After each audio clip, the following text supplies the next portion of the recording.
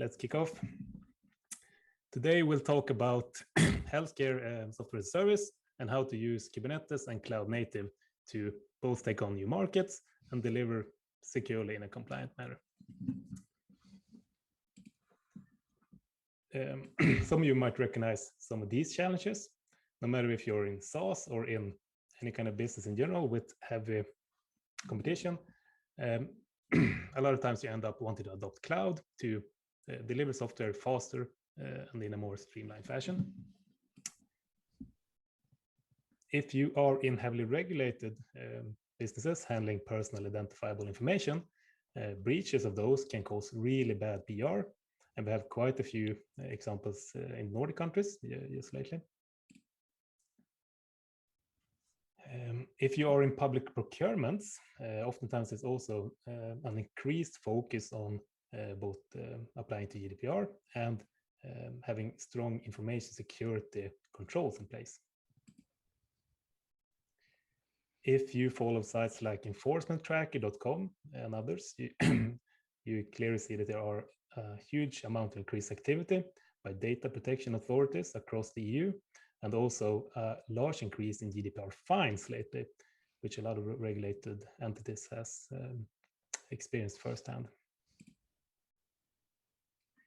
If you deliver software as a healthcare software as a service company, it means that you have to comply with a ton of national regulations if you're serving more customers than just your local market. And it also means that you oftentimes have a lot of locality requirements forcing you to deliver your software across a range of different setups, either both on-prem and across a large set of public clouds, both in Europe and in the US, and potentially also in different countries in the EU. And lastly, the Schrems 2 judgments last summer, and just by yesterday, recent recommendations by the EDPD means that hosting EU citizens' personally identifiable information on US clouds, even if they run in European data centers, are currently not legal due to the follow privacy shield, which we should talk more about later. So all this combined means that as a healthcare SaaS CTO, or kind of whoever you might be, you have quite a few things to think about when deciding where to run your application. With me today, I have Dimitri, who is a product marketing manager at OVH. OVH is Europe's largest cloud provider and also one of the top 8 global cloud providers.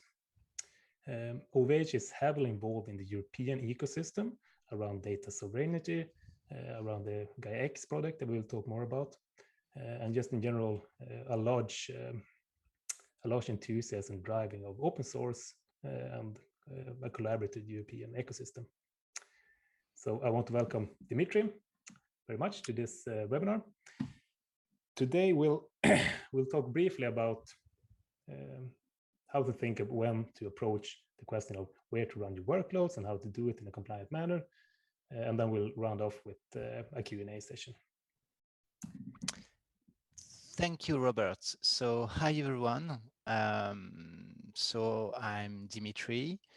And just a few more words about OVH Cloud. So basically, we are a French-based company, 21 years old company. So we've been doing cloud businesses for quite some time. We are operating about 500,000 servers worldwide, mostly in Europe, but with some operations as well in North America and APAC. We have the particularity to somehow, on top of what Robert just mentioned, we're also controlling somehow the entire value chain, meaning that we design our own data centers, our own servers. So we kind of have an extensive control on our value chain. And last but not least, we have very good price performance ratios. And I'm not the only one telling this. So and we've been offering health data hosting solutions in Europe and in the US for 6 years now. We have hundreds of clients in the healthcare industry, so kind of an extensive experience in this sector.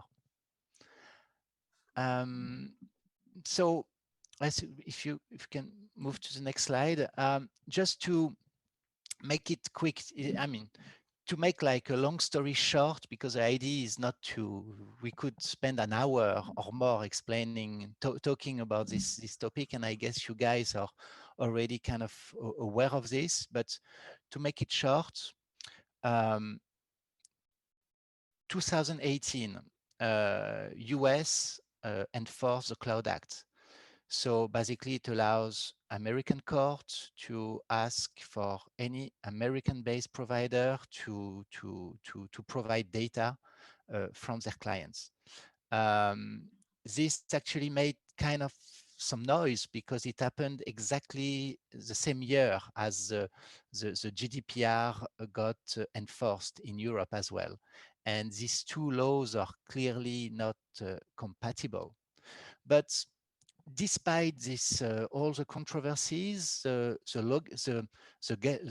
legal frameworks to transfer data from Europe to the US, meaning the Arbor Shield and after the Privacy Shield, remained in place. 2 years later, in 2020, the European Court of Justice decided to invalidate the Privacy Shield. So it became like kind of an elephant in the room for over 5,000 companies, which were and are still transferring personal GDPR regulated data from Europe to the US.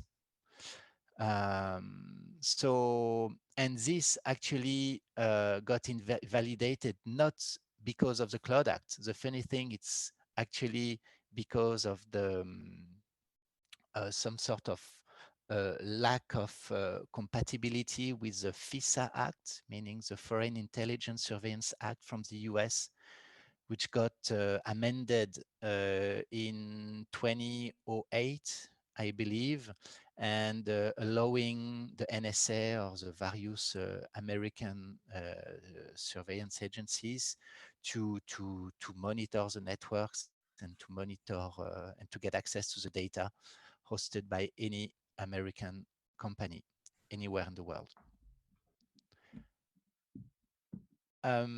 This data privacy concerns raised a lot of questions recently, and especially with some recommendation from the EDPB earlier this year, and I saw and Robert mentioned that it got currently updated yesterday, right?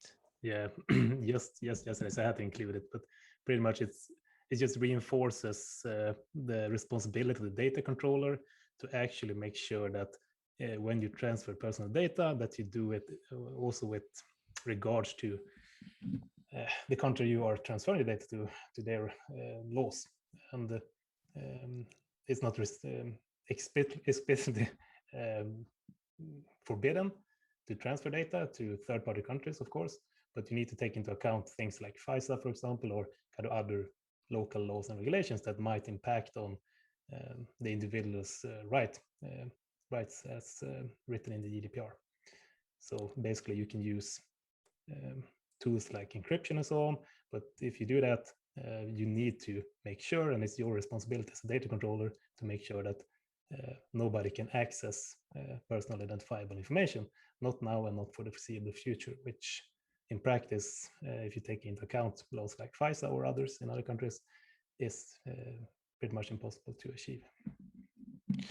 So just one key recommendation for European citizens or European companies hosting personal information. Just make sure you're aware of the regulations that apply to you your data in the cloud, what we call data sovereignty. And this actually depend on one, your cloud provider headquarter location, because if it's not from the from Europe, it means it's also regulated by his headquarter laws. And two, the territories where your data can be transferred. These days, we have actually more and more requests from European clients handling sensitive data, handling strategic data, to block any data transfers outside EU. So they're asking for cloud services operated from the EU only. And that's something actually kind of new. Mm.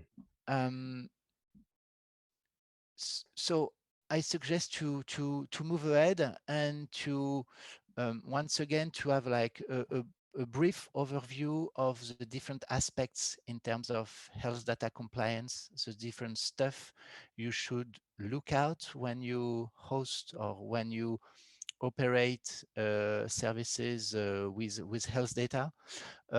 First one is data privacy. So we had this discussion about GDPR. By the way, health data is sensitive data according to GDPR, and it's well described this way.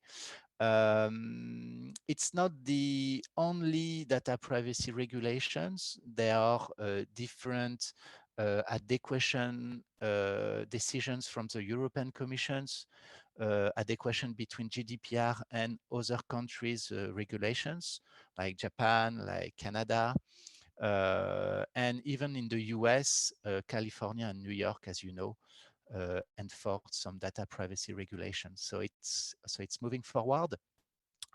One great tool to assess the way suppliers are handling their data privacy processes is a new norm, which is ISO 27701, which basically describes the way your provider is implementing a PIMS, so a personal information management system. So great tool to assess GDPR compliance, for instance.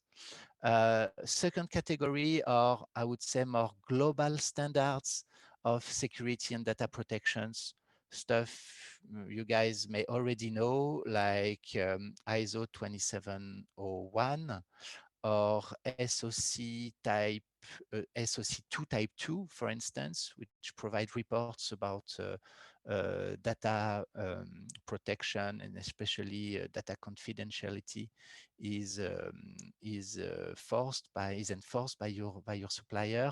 And other cloud standards for data security like CSA, STAR compliance. So these are a great way for clients to understand and to benchmark as well the way their providers are handling security. Third category could be quite certain. Actually, fourth category are quite specific. So in some countries like France, like US, there are specific regulations, specific certifications for health data hosting. HIPAA compliance for the US, but HDS certification for France as well, which is based mostly based on ISO 27001 with some additional requirements. But this is not always the case. Usually there is no specific certification for this matter. And last topic to address, if your client is an administration, an hospital, public sector, in some countries there are some specific certifications, like Secnum Cloud from the ANSI, from the French Cybersecurity Agency, or C5 from the BSI, the German Cybersecurity Agency, or AGID in Italy. So make sure that your providers comply with these regulations, which are often mandatory to offer to provide cloud services to administrations. So to move forward, this is not like a table to scare you. There is a lot of information, but so I guess we won't go into the details, but it's more like, and it's not really fully exhaustive, of course, but it's kind of illustrates the differences in terms of best practices, in terms of regulations in different countries. Of course, in the EU, in Europe, we're all comply with GDPR. But on top of this, we already discussed about some regulations which are different from one country to the other. And this really illustrates that if you provide services, health data hosting services to in different countries, you have to be aware of the way of you have to be aware of the laws, of the regulation, but of the best practices as well. We discussed France, but for instance, Germany has quite strict regulations for health data. It's mostly managed on lenders level, so it's one more level of complexity depending on who you're addressing. Italy somehow have similar way to based on different regions, even though there is this AGID cloud certification, which is global for any health data. There is still differences. UK has its own framework with the NHS toolkit. We have to come as a cloud supplier, we have to comply with this. A specific cybersecurity certification for critical services, and a marketplace, JCloud Marketplace, a global marketplace for vendors addressing the public sector. So we can really see here that the differences between countries, and not mentioning USA, of course, which has its own way to handle health data. Even though there are differences, there are also some initiatives from the European Commissions that to basically to design new frameworks to somehow homogenize a way that the way services are regulated on a global level, on a European level, and to make it possible to transfer various kind of data. I'm talking especially of health data from one country to the other, providing high level of interoperability. We talked about GDPR. You should know that there is an organization called CISPE, which is the cloud infrastructure service providers in Europe. OVH Cloud is a founding member of CISPE, which recently released a code of conduct, and this is actually the very first cloud code of conduct that got approved by the European Commission. So that's one great step to provide more data protection in the cloud on a European level. Another initiative, which is basically a translation of the Cybersecurity Act, is the new certification scheme from the ENISA. ENISA is a European cybersecurity agency, and they are on top of existing regulation like the NIS directive you may know. ENISA has a mandate to build a new scheme which will be based on 3 levels of certification, depending on the criticity of the services and the level of confidentiality required of the data. And this new certification is currently under reviewed with the objective to have the first pilots next year in 2020. So we know that we are deeply involved in this certification scheme. We know it's moving forward, and it would be, and this on the long run should replace all the local certification we mentioned before, like Secnum Cloud in France, like C5 in Germany, or Agid in Italy, or even any ENS, sorry, in Spain. So one global certification scheme for Europe for cybersecurity. A third initiative, and maybe Robert will be able to share more about this, is Gaia X. Gaia X is basically was not somehow is not the result of a European Commission framework, because it's an initiative that started from 22 founding members. So OVH Cloud is a founding member of Gaia X.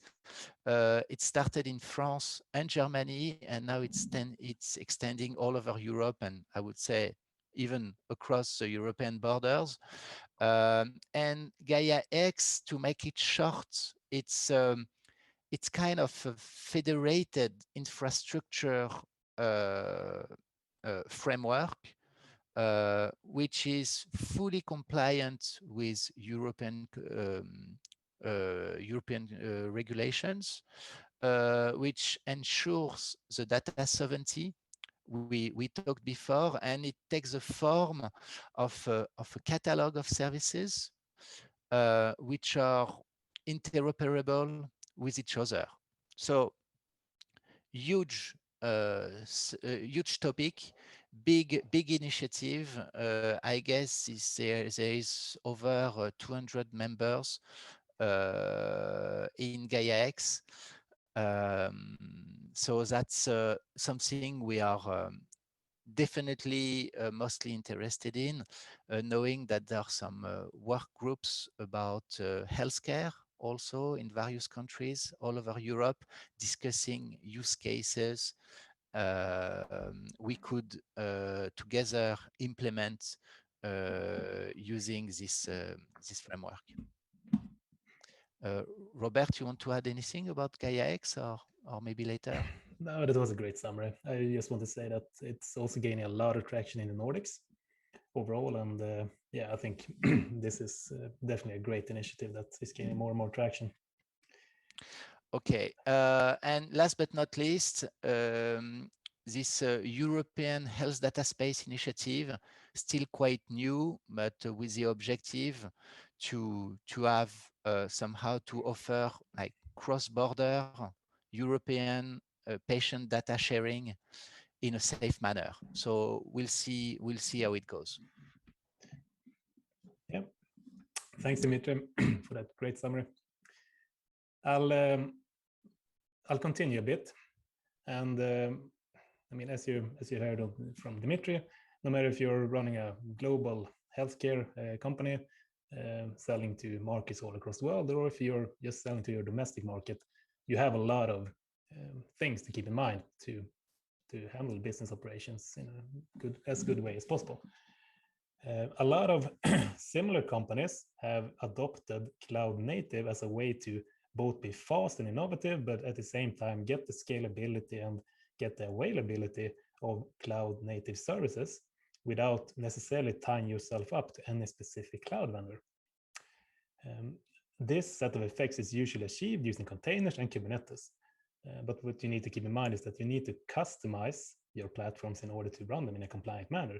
And that's what I'll talk about for a couple of minutes now. A lot of these projects are run by the Cloud Native Computing Foundation, CNCF, which is a sub-foundation to the Linux Foundation. And if you go to the website, you can see all the great open source projects that people all around the world are implementing at the moment. Usually in a regulated industry, it can look something like this. You're working in DevSecOps or somewhere in the organization, and you get handed a list of controls that you need to comply with. This can be from management, it can be from your CISO. Either way, it's usually a lot of cryptic numbers and with links to various detailed requirements, and it's your job to figure out how to actually make your infrastructure comply with all these regulations.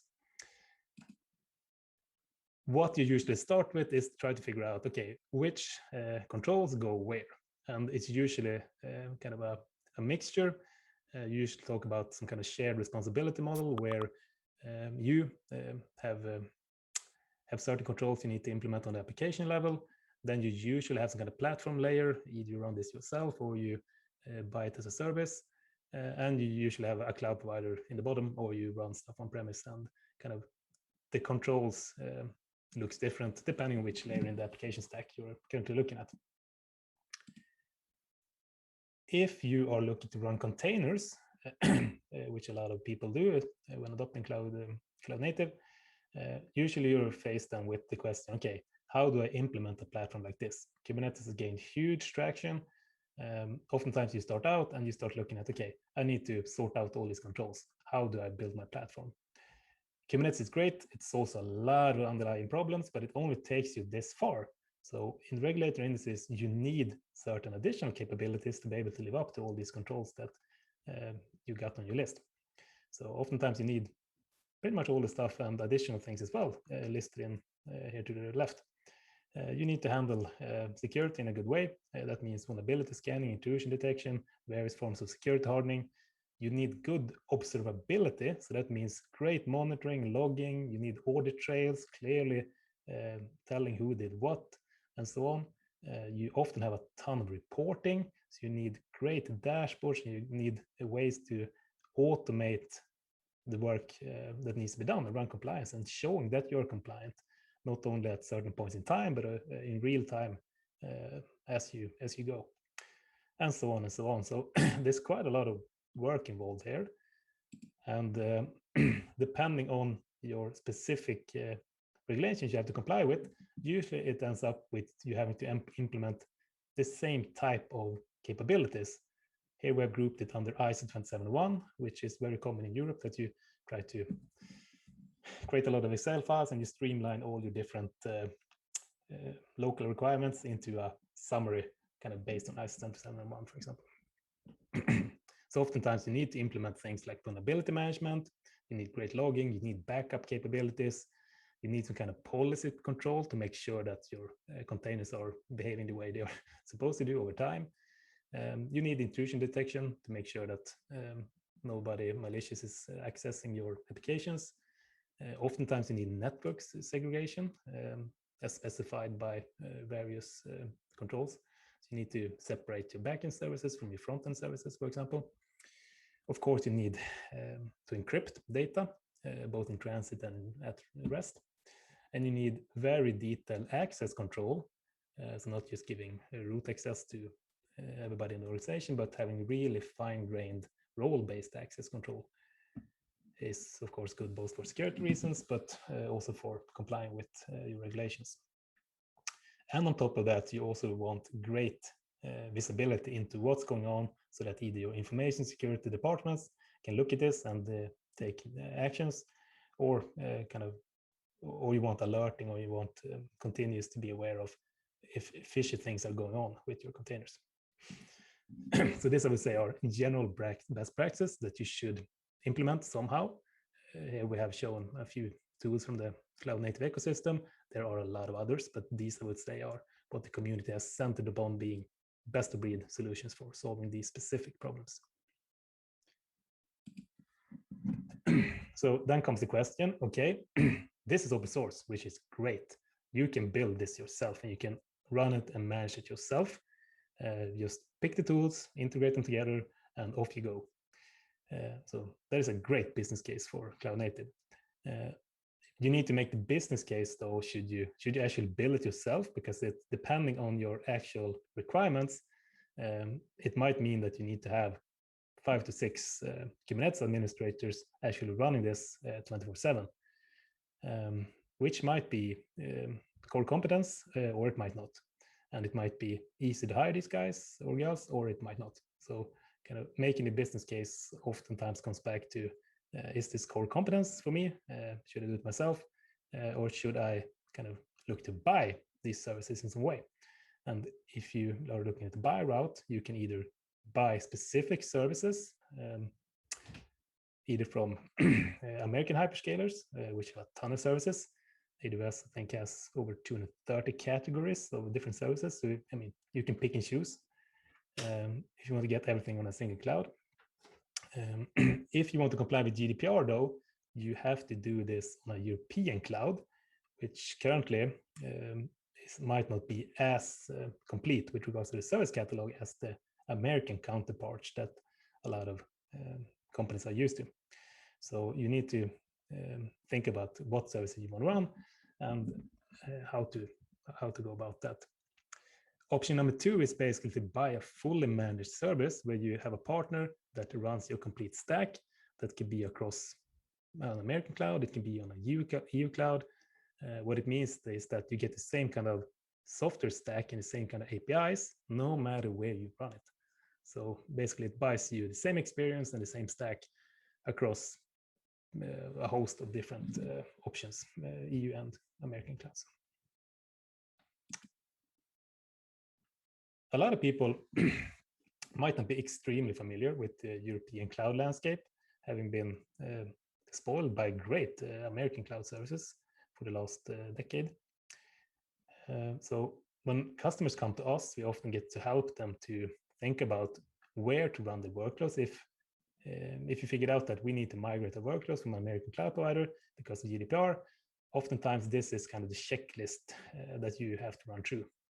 So, so a lot of our customers, they choose which EU cloud provider to run the workloads on based on legal jurisdiction, of course. This oftentimes means EU as a whole, but it could also quite often be very local. So depending on if they are part of certain procurements, they might be forced to run some parts of their customers in Germany, some in France, etc.